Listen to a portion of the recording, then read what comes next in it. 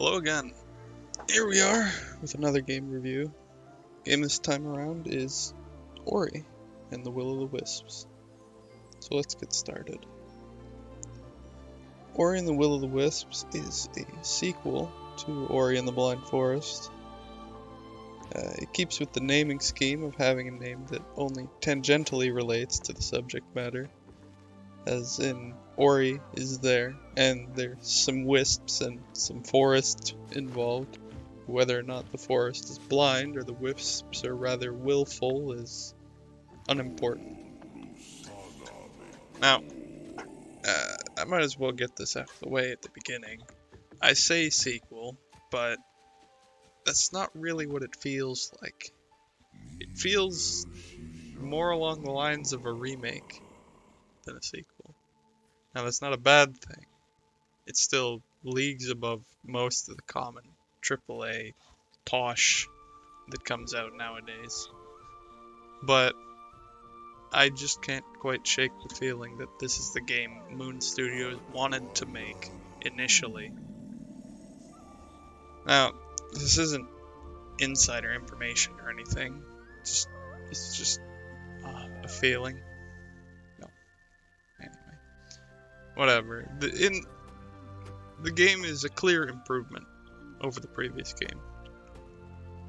If I recall correctly from my last review, the score I gave Ori and the Blind Forest was 7.5 out of 10 or some such. And despite what modern tendencies with IGN and Metacritic and audience scores would have you believe, 7.5 is a perfectly okay score.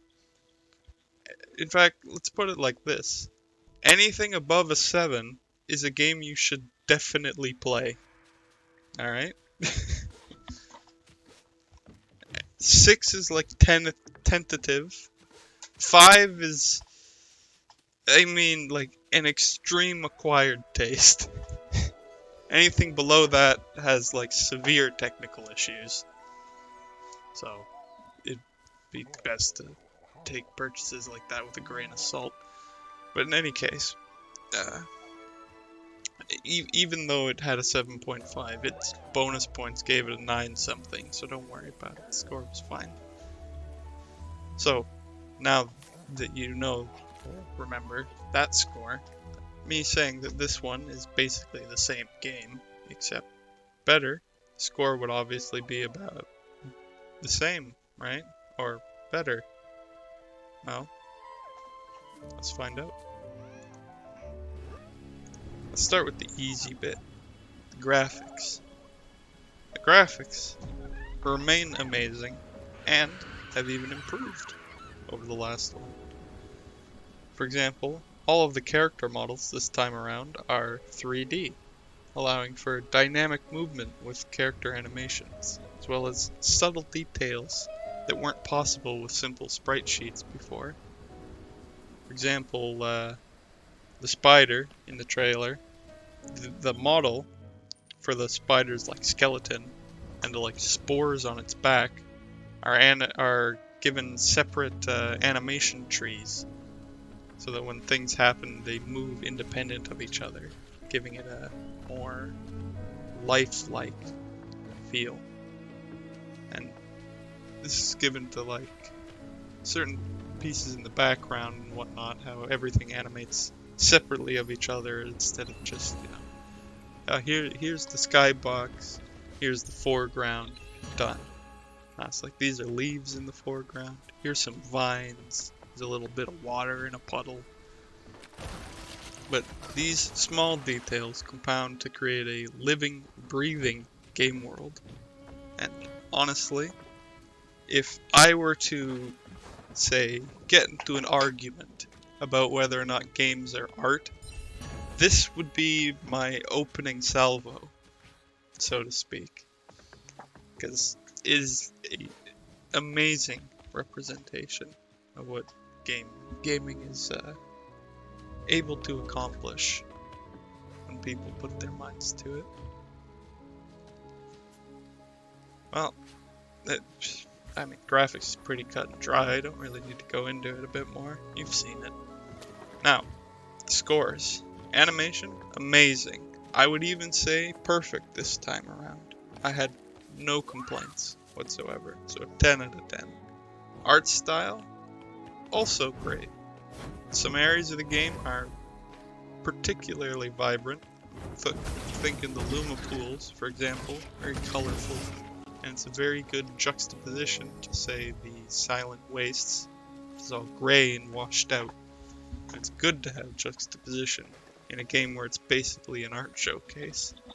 So, for the art style, it gets another 10 out of 10. And the effects. There was one problem with the effects for the first little while. Before I got used to the actual particle effects and the new like character model animation and whatnot, I actually lost track of my character while I was in combat.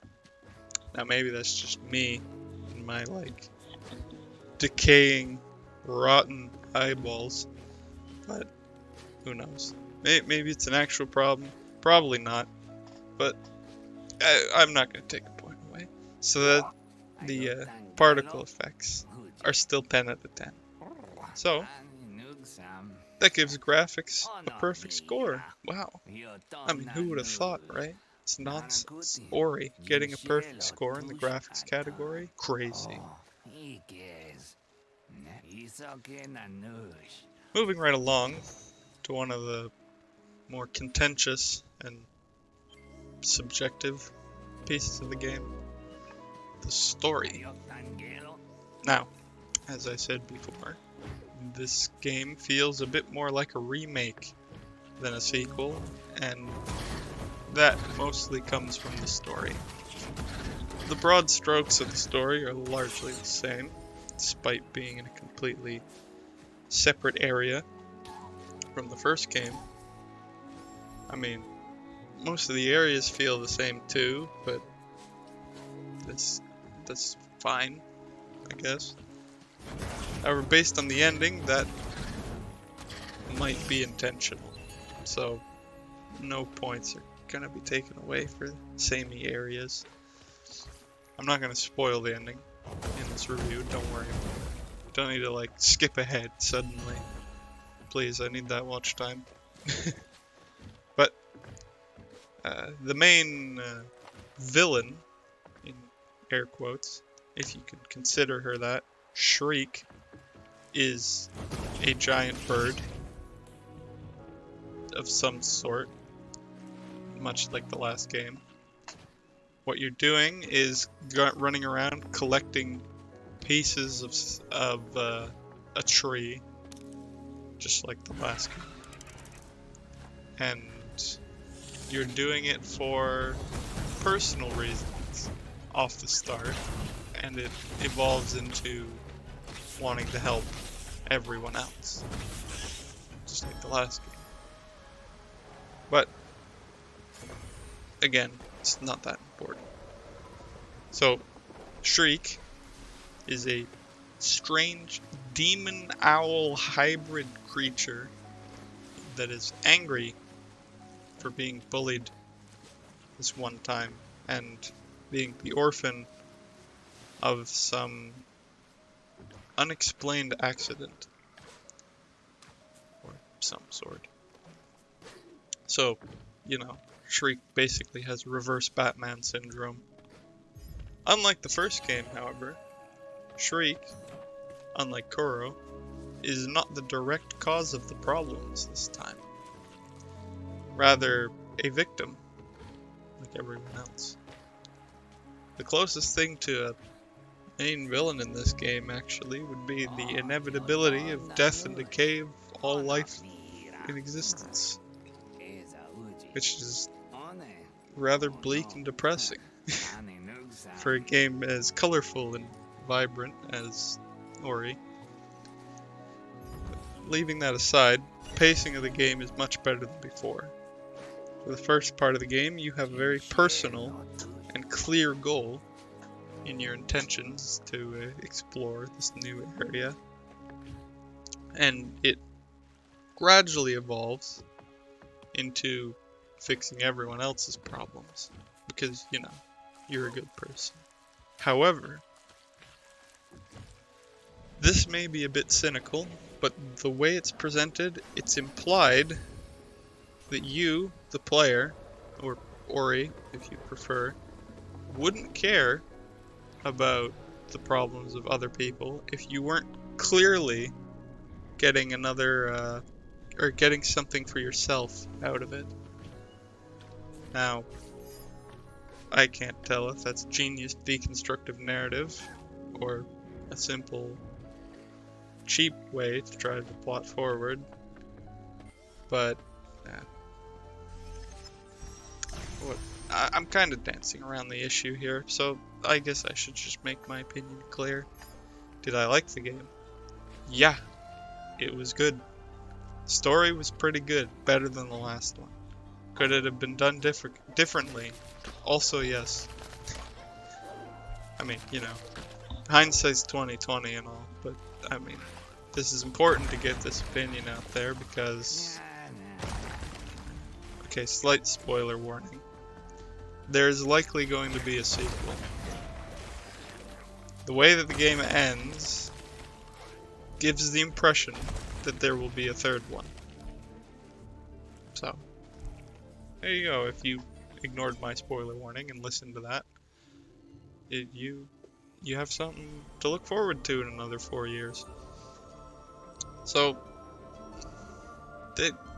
I'm just putting this out there so that they can make the sequel stand out a bit more from its predecessor, as opposed to how similar they were this time. I got the perfect analogy. Okay, so Ori and the Will of the Wisps is to Ori and the Blind Forest, as Far Cry 4 is to Far Cry 5. Or 3. I mean, I guess 5 as well, but mostly 3. You get, if you understand, right? I mean, I might as well get along with the scoring now. That kind of sums up my opinion on the game story rather neatly. Narrative pacing is improved, to be sure. I would say it's a perfectly solid 7 out of 10. Nice, solid story, no big plot holes or anything. Doesn't really, I don't know. I wouldn't consider it Disco Elysium level of storytelling, but it's solid. You know, it's not offensive, doesn't get in the way. It's good. The tone is still good. I did cry a little at the end. It was very poignant, but it was kind of a cheap shot, let's say. Something, well, I shouldn't say unexpected because I had my suspicions, but I don't know. There's nothing really built up to what happens at the end. It's just kind of given to you. But it was a better ending than the last one, let's say. So I'll give that an 8 out of 10. The consistency is quite solid. There's no major dips in narrative quality or plot MacGuffins thrown into the mix at random, except for that aforementioned ending scene, but I'm not spoiling that. So, 8 out of 10 for consistency. Gives the story a good overall score of 7.6 out of 10. It's nice. Very good.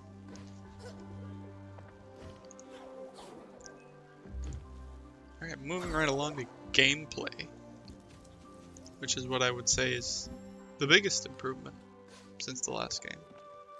Will of the Wisps has the added benefit of being a sequel, so you already know kind of what to expect in terms of abilities. So the bar is set based on the last game. Although there is a weird moment at the beginning of the game where you are missing abilities that you got in the last game without any explanation to why you lost them. I don't know, maybe Ori just forgot how to dash or whatnot. Or maybe this is a remake wearing the skin of a sequel, who knows? Well, either way, the game flow of this game is much better than the last, with the introduction of actual combat instead of just, simply left-clicking a ton, and the ability to have a selected hotbar of abilities instead of having all of your abilities active at once. So the controls feel more complete, let's say, and streamlined. Every ability that makes you speed up, with maybe one or two exceptions, is tied to control.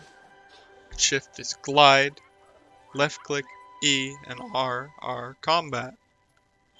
And, it's efficient, clean, can handle that without having to like break one of my pinky finger or something. And yeah, it's a lot better than before. And there are RPG elements now. So that, enables you to gravitate towards a build that would completely break the combat. However, that is entirely at the discretion of the player.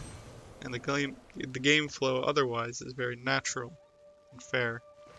I mean, assuming you're not deliberately trying to exploit it. Another thing that has changed to the better is the introduction of side quests. I say side quests, but it's mainly just a ton of fetch quests. It's not bad. I mean, the fetch quests are in the areas that you're going to anyway, so it's just kind of, hey, are you paying attention? Give this thing to that guy in the new area that you're going to, and good things will happen eventually. But, it adds a bit more character to the world. Lets you talk to some people, get some new dialogue. It's good. It's an improvement. They do add another reason to explore the beautiful areas around the game, so it's fine. It doesn't get in the way. It's not particularly innovative, but it's good. So, and most of them revolve around the small town that you now occupy / are the gardener for / renovator, home provider, janitor, mailman, delivery service, Uber Eats, whatever you want to call it. Wellspring Glades, where you can find most of the new NPCs. You can upgrade the town by finding seeds and ore to give to the gardener and craftsman, respectively. And the natives of the town, the Moki, need a new place to live. So you help build them a place because you're a nice person, obviously.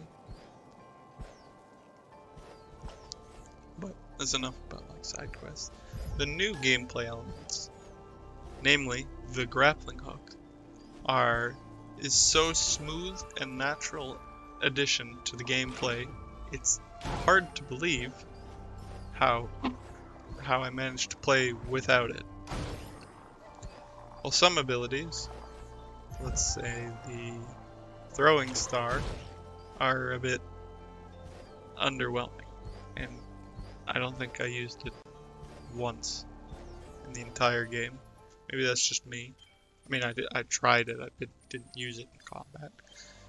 But for the most part, however, the newer elements, namely the drill, that's not like Gurren Lagann drill. I mean, like drill, dive, whatever.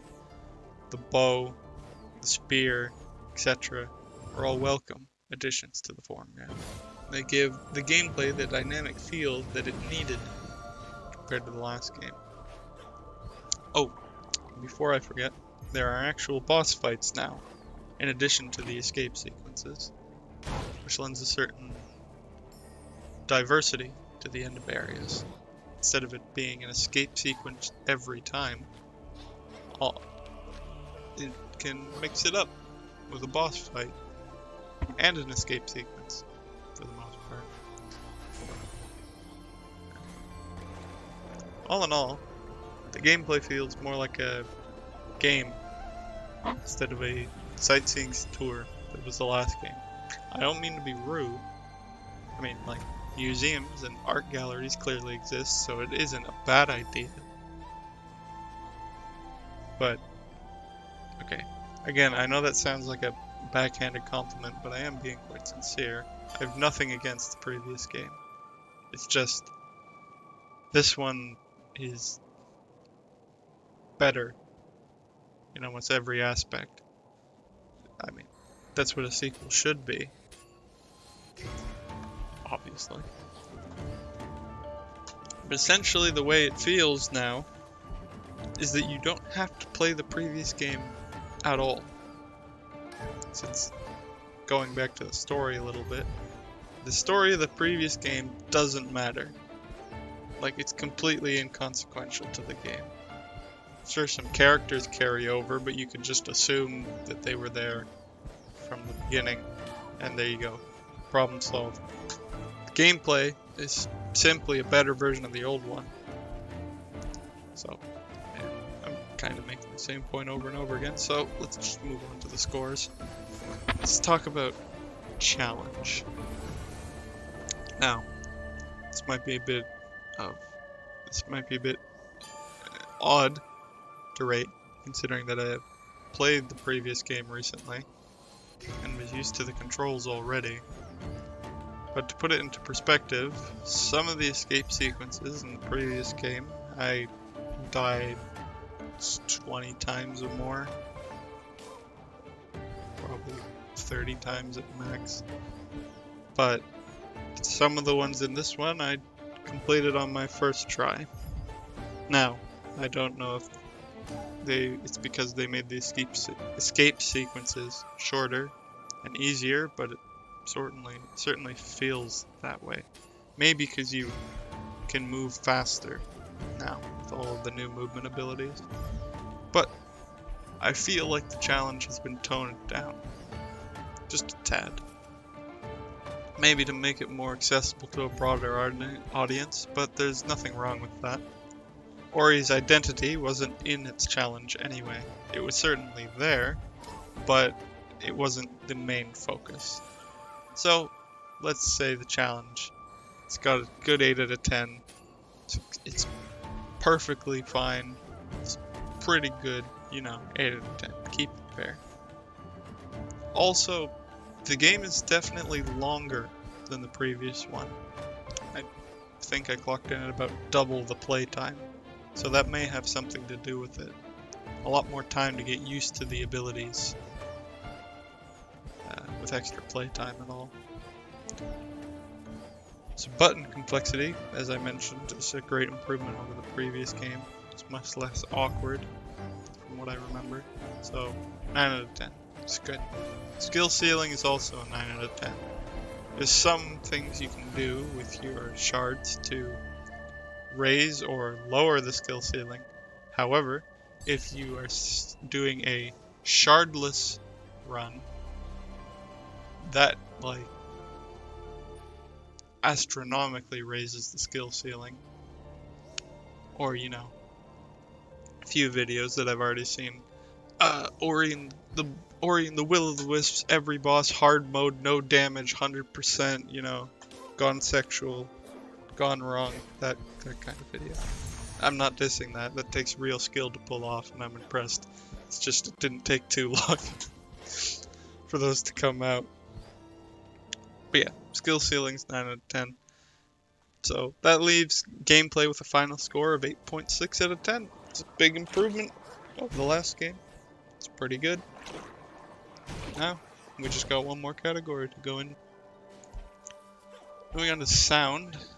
This one's going to be rather short because it's entirely subjective and yeah. So the soundtrack this time around seemed weaker than last time. It didn't get in the way or anything. Like I didn't walk into an area and go, oh my god, this sounds awful. Doesn't fit at all. But then I wasn't, walking into an area being like, oh, this slaps. But maybe it's because I didn't die enough during certain sequences, like the escape sequences, for example. So I didn't repeat the song over and over again and get it stuck in my head like before. But aside from like the escape sequence and the boss themes, some of them are really good.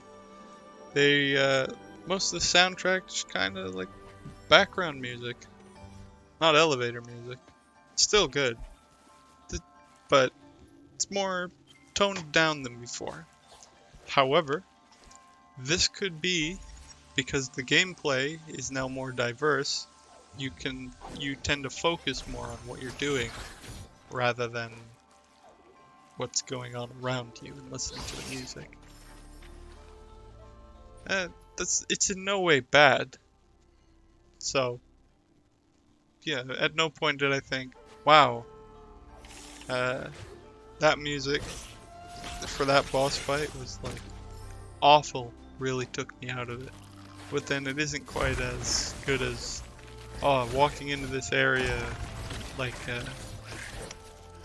Magmore Caverns from Metroid Prime 1, if you understand. Still though, not a bad soundtrack, sound effects, nice and snappy as before. So, entire category gets a solid 7.5 out of 10. It's good stuff. Let's move right along to the total score and bonus points. If we add up everything so far, we get a total score of 8.5 out of 10. That sounds appropriate, actually.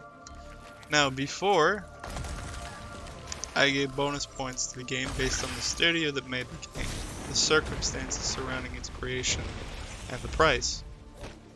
However, this time around, this will be a bit different. So I added a point to the game for it having a clear, it had heart behind it. You can feel it while you're playing. Some people poured their soul into making this, and it shows. It's just got that feeling. Someone did it to create something fun, not to make money. You can tell. However, as rude as this seems, it kind of loses that point for basically being the same game again, but better. Like, I'm sorry, I just can't shake that. I mean, credit where credit's due. Both games are good. But when you look at Ori and the Blind Forest as basically being a really solid beta test for this game, I mean, let's say this was the game released first instead of Ori and the Blind Forest. I would probably give this game a 9.5 out of 10. Considering it's, but, like, since it's technically a sequel, it didn't change enough, I guess. It's gonna stay at an 8.5. Because I feel they squandered some of the potential of what they could have done. Now, they may have been worried about going too far and alienating people.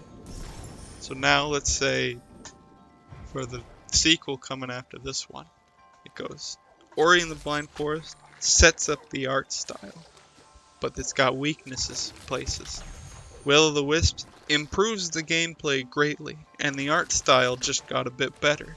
So it's already like near perfect. Then the third one, the gameplay, the art style stay about the same, but then the story skyrockets in quality, making it like a magnum opus, a perfect game. Well, that's the idea anyway. So if you look at my previous review, Ori and the Blind Forest had a score of 9.6. However, that was after 2 bonus points based on I kind of got it on sale, and the studio is basically magical for managing to pull off making one game. So, Ori and the Will of the Wisps, it's a better game in its own right, for sure. So its base score is a full point higher than Ori and the Blind Forest. I would go as far as to say that the kind of love and care that went into this game should be industry standard. This is what games should be. Just like this. Where people come together and make something amazing for the world to enjoy. Because games, as opposed to what most people seem to think, are a platform for storytelling and artistry to come together in a completely unique and deconstructive narrative that can spread its message to a vast audience. Some people don't have patience for books, some people don't appreciate art as much, but they will both play a video game. Because the gameplay lets them experience both of those things through the medium of their own actions.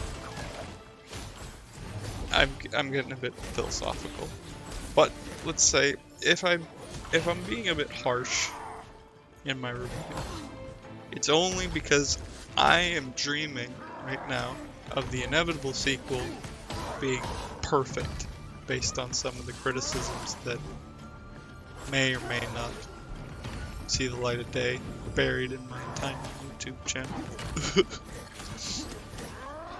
But I just want it to improve. After all, that's what critics are for, right? So, all in all, if you've somehow managed to listen to my entire video, yet still somehow misunderstand my opinion, I'll summarize it right here. This is an excellent game. It is worth your money. It's 40 bucks Canadian, and it costs less than most AAA games, and it's better than most AAA games that come out. So, give it a try. Definitely worth your time. Oh, and since we're at the end, maybe I'll give another teaser for my next review. I mean, it's obviously just going to be Doom Eternal. What are you, crazy? Anyway, that's all for now. Thanks for listening in. I'll see you next time.